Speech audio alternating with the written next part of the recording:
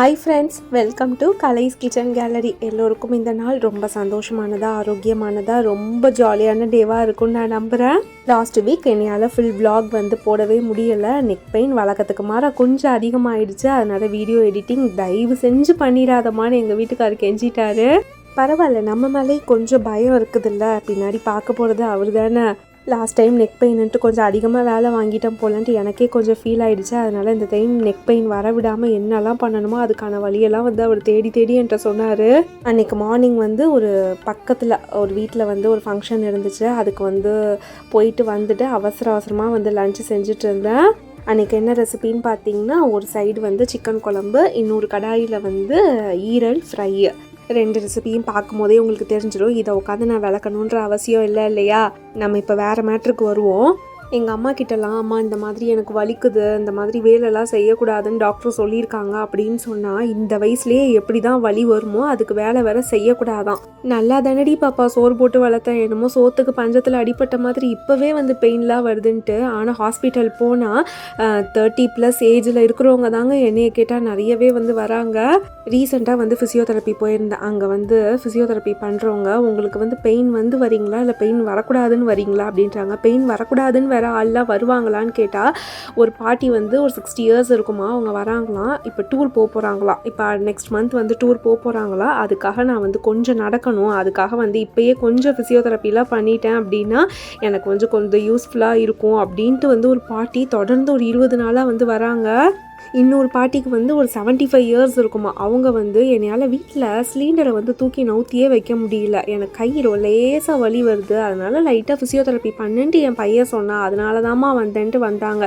இதெல்லாம் கேட்கும் போது நம்மளே நினச்சா நம்மளுக்கு கொஞ்சம் கேவலமாக தான் இருக்குது.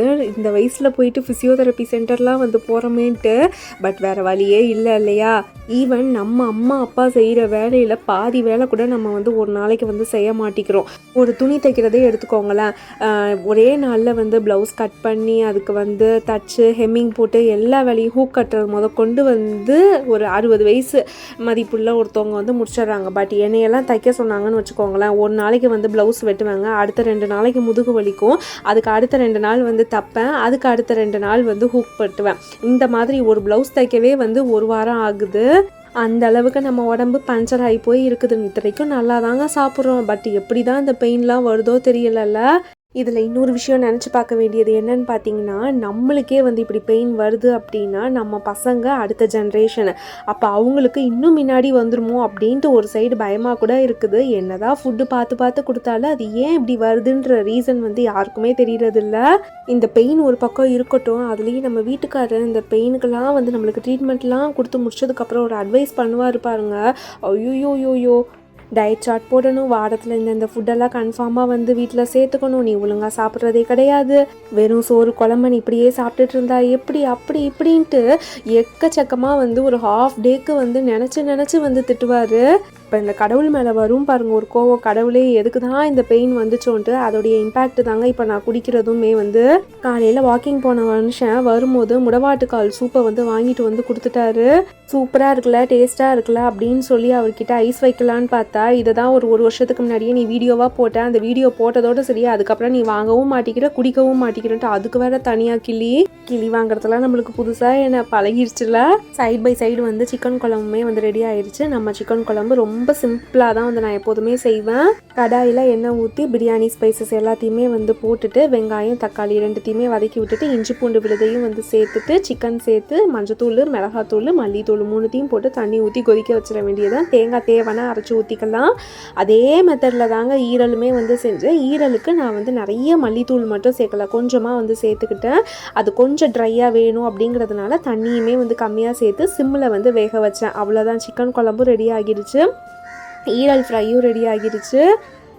இந்த 2 காம்பினேஷன்லேயும் கண்டிப்பாக சமைச்சு சாப்பிட்டு பாருங்கள். ஈரல் பிடிக்காதவங்க கூட இந்த மாதிரி காம்பினேஷனில் சாப்பிட்டீங்க, அதுவும் சாதத்தோட நல்ல கொதிக்க சாதத்தோட ஒரு 4-5 பீஸ் வச்சு மருந்து மாதிரி எப்படியாவது முழுங்கிருங்க. கண்டிப்பாக உமன்ஸ் ஈரல் எடுத்துக்கோங்க.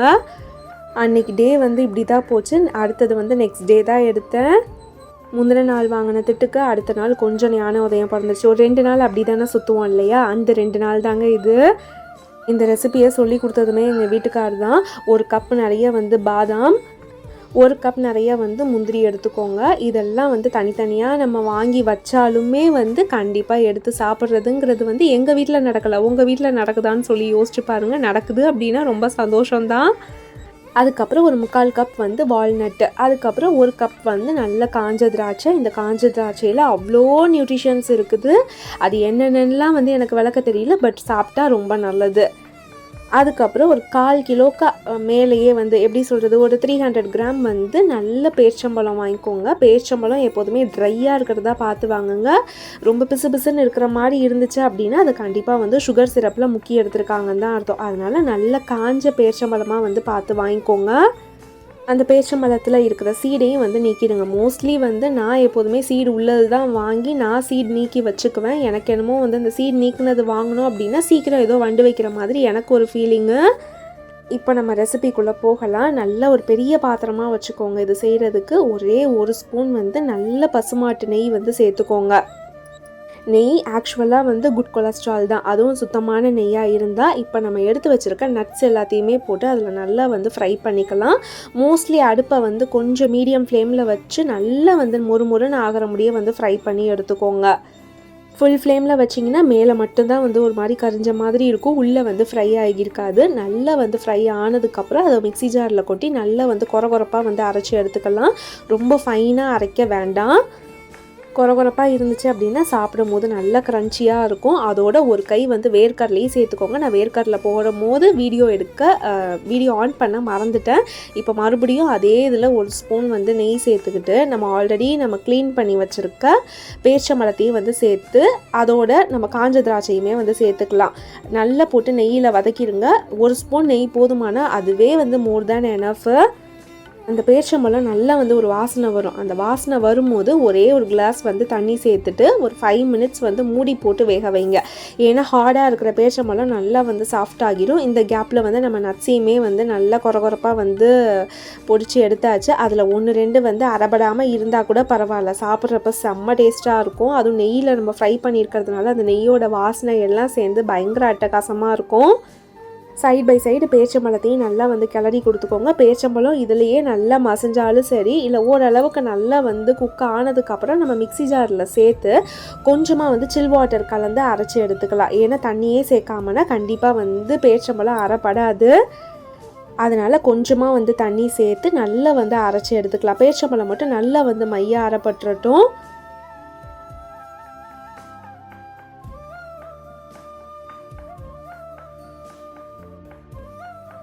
இப்போ மறுபடியும் அதே கடாயில் 1 ஸ்பூன், இப்போ டோட்டலாக பார்த்திங்கன்னா நம்ம 3 ஸ்பூன் நெய் வந்து சேர்த்துருக்கோம். இப்போ அதில் கொஞ்சமாக வந்து கசகசா சேர்த்துக்கலாம். இது ஆப்ஷனல் தான், பார்க்குறதுக்கு சாப்பிடும் போது நல்லா வந்து டேஸ்ட் கொடுக்கும். நான் ஒரு 4 ஸ்பூன் வந்து கசகசா, 4 ஸ்பூன் மீன்ஸ் ஒரு 2 டேபிள் ஸ்பூனுன்னு வச்சுக்கோங்களேன். நான் சேர்த்தது குட்டி ஸ்பூனில்.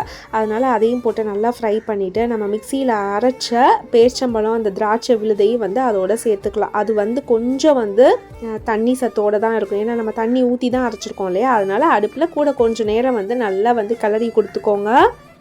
இந்த மாதிரி கிளறி கொடுக்கும் போது நம்ம ஆல்ரெடி வந்து பொரிச்சு வச்சுருக்க நட்ஸையும் வந்து இதில் சேர்த்துக்கலாம். அவ்வளோதான், நம்மளுடைய டிஷ் வந்து முடிஞ்சதுன்னு தான் அர்த்தம். இதில் எந்த விதமான நாட்டு சர்க்கரையோ இல்லை கருப்பட்டியோ இல்லை ஒயிட் சுகரோ எதுவுமே வந்து நம்ம சேர்க்க தேவையில்லை. பேரிச்சம்பழத்தில் இருக்கிற இனிப்பே வந்து நிறையவே இருக்கும். நல்ல சுத்தமான பேரிச்சம்பழம் அப்படின்னா கண்டிப்பாக அதில் இனிப்பு வந்து தாராளமாக வந்து போதும். சப்போஸ் எங்களுக்கு நல்ல காஞ்ச பேரிச்சம்பழம் கிடைக்கல, நல்லா அந்த ஒரு மாதிரி பிசு பிசுன்னு இருக்கிற பேரிச்சம்பழம் தான் கிடைக்குது அப்படின்னா வெந்நி தண்ணியில் ஒரு அலசி எடுத்துருங்க. அந்த எக்ஸ்ட்ரா இருக்கிற சுகர் கண்டென்ட் நம்மளுக்கு தேவையில்லை. இப்போ இதில் கொஞ்சம் ஃப்ளேவருக்காக நான் பட்டர் ஸ்காட்ச் எசன்ஸ் மட்டும் நான் சேர்த்துருக்கேன். அது வந்து கலரும் கொடுக்கும், அதே நேரத்தில் ஃப்ளேவரும் வந்து குழந்தைங்களுக்கு பிடிச்ச மாதிரி இருக்கும். இதெல்லாம் செய்யும் போது நியர்லி 11 o'clock ஆகிட்டாலே வந்து இந்த டீ அட்ராசிட்டிஸில் பார்ப்போம் தெரியுமா, கை கால்லாம் நடுக்க எடுக்கும். அப்படிங்கிற கதையாக அப்படியே தலைலாம் வந்து கிருகிருன்னு வந்துருச்சு. அதனால அன்றைக்கி கொஞ்சம் மசாலா டீ தான் வந்து போட்டேன். நார்மலாக டீ போட்டு குடிக்கிறத விட இஞ்சி டீ இந்த மாதிரி வந்து பட்டை அந்த ஏலக்காய் அதெல்லாம் வந்து போட்டு அந்த சுலைமானி டீ மாதிரி வந்து குடிக்கும் போது ஃப்ளேவரும் சூப்பராக இருக்குது. நம்மளுக்கு தலைவலியும் கேட்ட மாதிரி இருக்குது, டிஃப்ரெண்ட்டான டேஸ்ட்டில் குடித்த மாதிரியும் இருக்குது. உங்களுக்கு இப்போ அந்த கடாயில் பார்த்தாலே தெரியும், கொஞ்சம் கொஞ்சமாக அந்த தண்ணி சத்தெல்லாம் போய் அது நல்லா வந்து இறுகி வருது பார்த்தீங்களா. இதுலேயுமே நான் மெயினாக சொல்கிறது அடுப்பை சிம்மில் வச்சுக்கோங்க. சிம்மில் வச்சா மட்டும்தான் அந்த வாசனை எல்லாமே வந்து அதிலேயே இருக்கும். மோஸ்ட்லி மூடி போட்டு கூட நீங்கள் செய்யுங்க.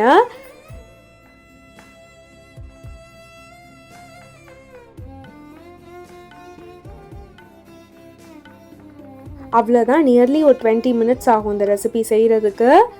இப்போ நல்லா வந்து ஒரு ஆயில் தடவின பிளேட்டில் வந்து எடுத்து வச்சுருங்க. அந்த ஆயில் வந்து கோகோனட் ஆயிலாக இருந்தால் ரொம்ப நல்லது. அதையும் விட வந்து நெய் சேர்த்தா இன்னும் ரொம்ப நல்லது. எனக்கு நெய் போதும் அப்படிங்கிறதுனால நான் வந்து லைட்டாக கோகோனட் ஆயில் வந்து கையிலையும் அப்ளை பண்ணிக்கிட்டு கொஞ்சம் ஹீட்டாக இருக்கும் போதே வந்து கட்லெட் மாதிரி குட்டி குட்டி பால்ஸாக, அதாவது டெய்லி இதில் வந்து ஒரு பால் சாப்பிட்டா போதும், இந்த பால் வந்து கரெக்டாக இருக்கும் நம்ம குழந்தைங்களுக்கு அப்படின்ற சைஸுக்கு நீங்கள் பால் பிடிச்சிக்கோங்க.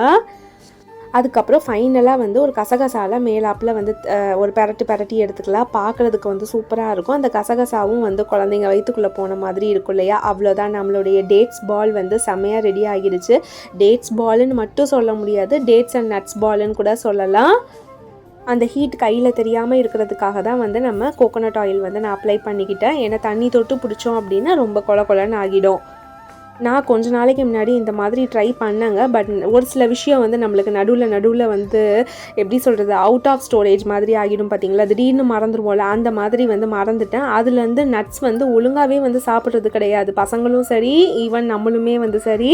இந்த மாதிரி செஞ்சு வைக்கிறதுனால டக்குன்னு பசிக்குதா, இதில் ஒரு பால் எடுத்து வாயில் போட்டால் போதுண்டா அப்படின்ற மாதிரி வந்து இருக்குது. தனித்தனியாக ஒவ்வொரு நட்ஸ் டப்பாவாக வந்து திறக்கணும், பேரிச்சம்பழத்தில் சீடு எடுக்கணும் அப்படிங்கிற வேலையெல்லாம் இந்த ½ அன் ஹவர் நம்ம செய்கிற வேலையினால அது வந்து மிச்சமாகிடுது. போல் கிட்டத்தட்ட இதை வந்து நட்ஸ் பால்னு கூட சொல்ல முடியாது, ஈவன் ஒரு ஸ்வீட் மாதிரியே வந்து இருந்துச்சு. டெய்லி வந்து ஒரு ஆஃப்டர் பிரேக்ஃபாஸ்ட்டோ இல்லை நம்மளுக்கு டக்குன்னு ஏதோ ஒரு எனர்ஜி கம்மியாக இருக்கும் போது இந்த மாதிரி ஸ்வீட் சாப்பிட்டோம் அப்படின்னா நல்லா இன்ஸ்டன்ட் எனர்ஜியாக இருக்குது. ட்ரை பண்ணி பாருங்கள். நெக்ஸ்ட் ரெசிபி நான் ஆல்ரெடி வந்து ஷார்ட்ஸில் சொன்ன ரெசிபி தான், டொமேட்டோ சாஸ் தான். ரொம்ப ஈஸியான ரெசிபின்னு கூட சொல்லலாம். நல்லா பழுத்த தக்காளியில் மேலே இருக்கிற அந்த காம்பை மட்டும் நீக்கிட்டு நல்லா அரைச்சி நல்லா வந்து ஃபில்டர் பண்ணிக்கோங்க. இதை ஃபில்டர் பண்ணாமல் செஞ்சீங்க அப்படின்னா சட்னி மாதிரி இருக்கும். ஃபில்டர் பண்ணிவிட்டு செஞ்சால் மட்டும்தான் நல்லா சாஸ் மாதிரி இருக்கும். நீங்கள் எந்த கடாயில் செய்ய போகிறீங்களோ அதே கடாயிலேயே வந்து ஃபில்டர் பண்ணி நல்லா ஹீட் ஏறட்டும். இப்போ அதில் 1 ஸ்பூன் உப்பு, 4 கப்பு வந்து தக்காளி பல்ப்பு இருந்துச்சு அப்படின்னா 1 கப் வந்து நான் சுகர் சேர்த்துருக்கேன். இப்போ அதில் வந்து கொஞ்சமாக ஃப்ளேவருக்காக வந்து பட்டை சேர்த்துருக்கேன். இந்த பட்டை வந்து அப்படியே அந்த தக்காளி சாஸ்லேயே இருக்கட்டும், நம்ம எடுக்கவே தேவையில்லை. அது நல்லா உள்ளே இருக்கும் போது பார்த்திங்கன்னா செம்ம வாசனையாக நல்ல ஃப்ளேவரபுளாக இருக்குது. சாப்பிடும் போது வந்துச்சு அப்படின்னா தூக்கி எடுத்து போட்டுற வேண்டியதுதான். இது வாட்டில் ஒரு 20 மினிட்ஸ் வந்து அந்த தண்ணி ஃபுல்லாக வந்து வற்றட்டும். 20 மினிட்ஸுக்கு அப்புறம் வந்து ஒரு பிளேட்டில் வந்து எடுத்து ஊற்றி பாருங்கள். நல்லா வந்து தண்ணி வந்து எப்படி செக் பண்ணுறதுன்னு பார்த்தீங்கன்னா, ஒரு பிளேட்டில் ஊற்றி பார்க்கும் போது அதுலேருந்து தண்ணி தனியாக வந்து வலிஞ்சு வரக்கூடாது. அப்படி வந்துச்சு அப்படின்னா கூட கொஞ்சம் நேரம் அடுப்பில் இருக்கணும் அப்படின்ட்டு அர்த்தம். இப்போ இந்த ஸ்டெப்பில் பாருங்கள், தண்ணி வந்து வந்துச்சு எனக்கு. அதனால் இப்படி நம்ம ஸ்டோர் பண்ணி வச்சிட்டோம் அப்படின்னா சீக்கிரமாக வந்து சாஸ் கெட்டு போயிடும். பசங்களுக்கு நம்ம பிளேட்டில் வைக்கும் போதுமே பார்த்திங்கன்னா தண்ணி தனியாக அப்படியே அந்த ஃப்ரெஷ் தக்காளி சட்னி மாதிரி வந்து தண்ணி தனியாக சாஸ் தனியாக வந்து இருக்கும். அது பார்க்குறதுக்கும் நல்லா இருக்காது, டேஸ்ட்டுமே நல்லா இருக்காது. அதுக்கப்புறம் ஒரு 7 மினிட்ஸ் எனக்கு வந்து எக்ஸ்ட்ரா கொதிச்சிச்சு. தக்காளி சாஸ் இல்லை தொக்கு இந்த மாதிரி நீங்கள் செய்யும் போது நல்லா பெரிய பாத்திரமாக வச்சுக்கோங்க. ஏன்னா நல்ல மேலெல்லாம் தெரிக்குது, அப்புறம் நம்மளுக்கு தான் வந்து டபுள் வேலையே ஆகிடும். இப்போ 7 மினிட்ஸுக்கு அப்புறம் நான் ஊற்றி பார்க்கும் போது அந்த சாஸ் மொத்தமாக தான் வழிஞ்சிச்சே ஒழிஞ்சு தண்ணி தனியாக வந்து பிரிஞ்சு வரல. நடுவில் இப்போ ஒரு கோடு போட்டு பாருங்கள், அது 2 கோடும் சேரக்கூடாது. அந்த மாதிரி நடுவில் வந்து நல்லா ஸ்ப்ளிட் ஆகி நிற்கணும். இதுதான் வந்து கரெக்டான பதம். அவ்வளோதான். இதுக்கப்புறம் நல்லா ஆற வச்சு நம்ம ஒரு பாட்டிலில் ஸ்டோர் பண்ணி வச்சிட்டோம் அப்படின்னா ஈவன் ஃப்ரெஞ்ச் ஃப்ரைஸு, கட்லெட்டு, வடை, தோசை எல்லாத்துக்கும் இதையே வச்சு ஓட்டிடலாம். ஈவன் பசங்களுக்கு சப்பாத்தி, பூரி, ரைஸ் கூட விட ஒரு ஃப்ரைட் ரைஸ் நம்ம செஞ்சோம் அப்படின்னா கூட இதை வந்து சைடில் வச்சு கொடுத்தோன்னா செம்ம டேஸ்ட்டாக இருக்குது. நான் இனிமேல் வந்து நானுமே வந்து முடிவு பண்ணிவிட்டேன், சாஸ் வந்து கடையில் வாங்கவே கூடாது, இவ்வளோ ஈஸியாக இருக்குதே அப்படின்னு சொல்லிட்டு. கண்டிப்பாக நீங்களுமே வந்து ட்ரை பண்ணி பாருங்கள், ரொம்ப யூஸ்ஃபுல்லாக இருக்கும்னு நினைக்கிறேன். ட்ரை பண்ணி பார்த்துட்டு எப்படி இருக்குன்னு சொல்லி மறக்காமல் ஃபீட்பேக் சொல்லுங்கள். தேங்க்ஸ் ஃபார் வாட்சிங்.